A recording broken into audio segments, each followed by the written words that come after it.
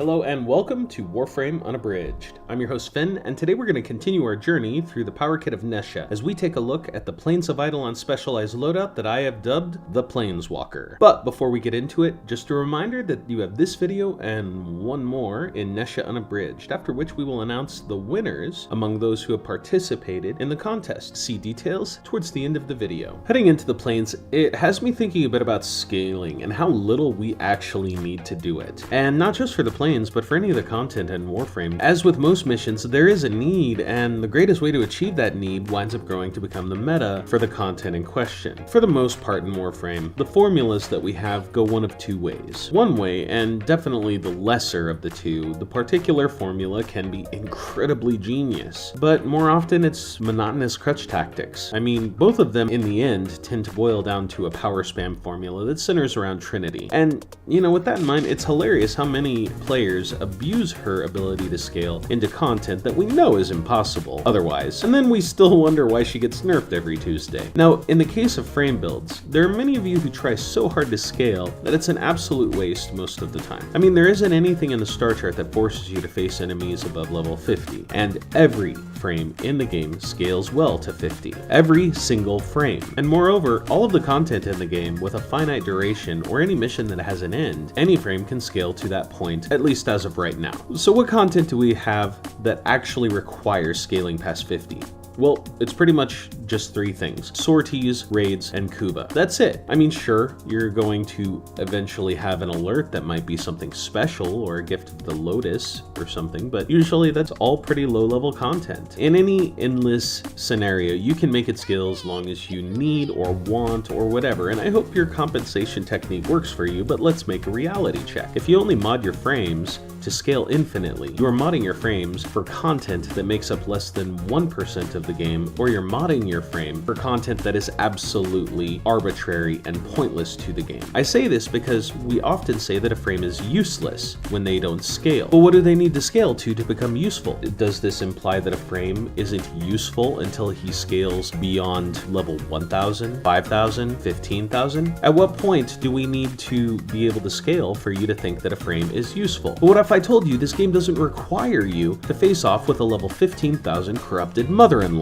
And with that in mind, this is kind of going to be a how-to video for the most part. And wherever you're planning to build, consider what the main use of that frame is going to be. Ask questions like what faction, or what level enemies, or what is the landscape, or hey, you know, what can work best with the frame that I'm using to accomplish this thing. So clearly, we're trying to build for the plains. That is our end goal here, which does require some level of mobility, and in that we equip Nezha for it. I mean, obviously we're going to anyway, this is his video, but you get the point. From there, we know that the Grineer are the main enemies in the plains, so we should equip according to their weaknesses in terms of damage types. So puncture, cold, radiation, viral, and corrosive are all acceptable damage types. So what would the next question be?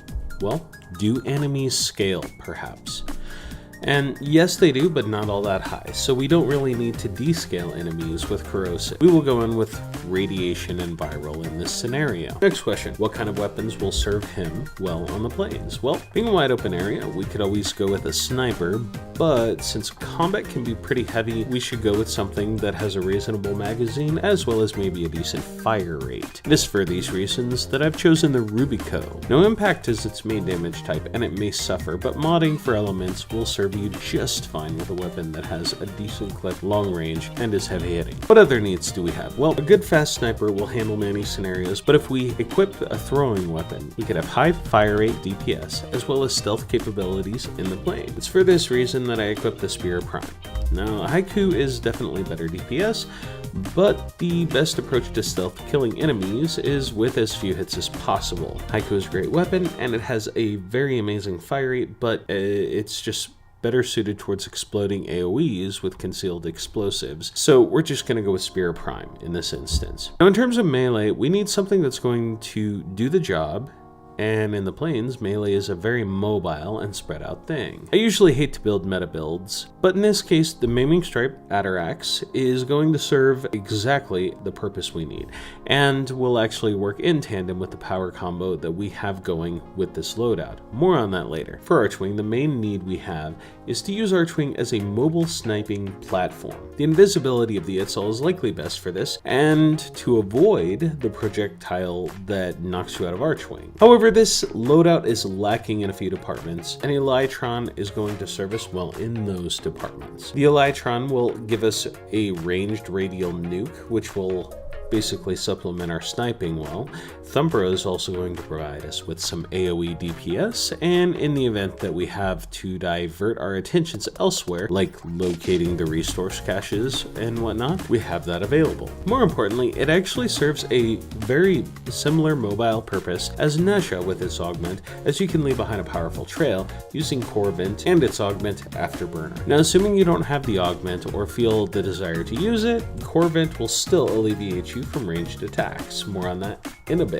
What is the chief end of this loadout when not using stealth or sniping from the sky? Well, mostly traveling DPS, and the best way to do this while maintaining mobility and defenses is with the power synergy between Spears and Halo, sometimes in tandem with your Maiming Atarax. Now, the wiki's a bit out of date on the recent power creep, but if you playtest it for yourself, you'll see that a good Halo will shred most non-heavy units, and for them, you have your Maiming Strike Atarax to supplement. Now, what typically happens is a quick burst of your base Halo damage over several instances rapidly against targets that are under the effects of Divine Spears. Now, if you hadn't thought of the question already, you may down the road, so I'll propose it and then answer it for you. If Halo deals additional damage to Halo targets, then why not just stand next to the target and let it shred the target? The answer is kind of brilliant in my opinion. I can only imagine that DE had this in mind and didn't want players to squander his speed by doing what most players are so very fond of, lazily standing still and doing nothing but power spam. Now, perhaps the reasoning behind this is just speculation on my part, but to prevent from having yet another AFK frame and encourage the use of his mobility, they have made it so that this burst of damage is sudden and then it stops. The effect appears to have a short cooldown, and then it will work again on another pass, and you can make use of this feature while they remain prone from the slam attack. As for the build, you will notice that I'm going with a new maximum range that has been implemented with the new power creep courtesy of the new Augur mod set. And beyond that, I am running with some reasonable power strength. Some may look at the efficiency of this build and see it as a bit of a weakness, but keep in mind that Halo is pretty damn powerful, and you don't need to cast Divine Spears with great frequency in this loadout, so you will get along well enough as it is. But if you want to do this, go ahead and tweak it as you wish. It's up to you. Play how you want, man. But how can we supplement this even further through arcanes? Well,